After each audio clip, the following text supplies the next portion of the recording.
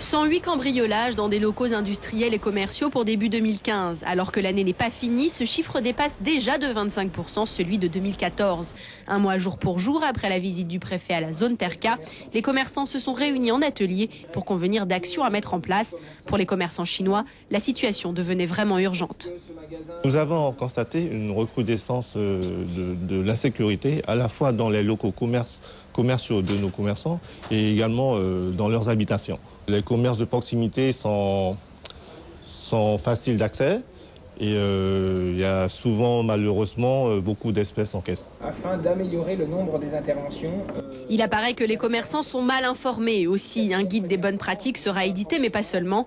L'objectif est de mutualiser les bons réflexes, de généraliser les SMS d'information et de mettre à disposition des forces de l'ordre un répertoire téléphonique avec les coordonnées des commerçants et des sociétés de sécurité.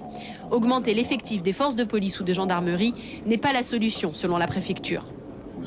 Les effectifs de la police et de la gendarmerie sont quand même déjà à un niveau relativement élevé sur Cayenne, 300 policiers, je vous le rappelle.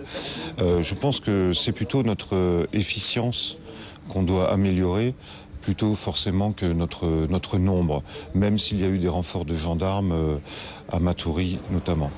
La vidéoprotection est une autre solution évoquée. Une concertation aura lieu avec le maire de Matoury pour installer des caméras dans les centres commerciaux de Terca et Collery.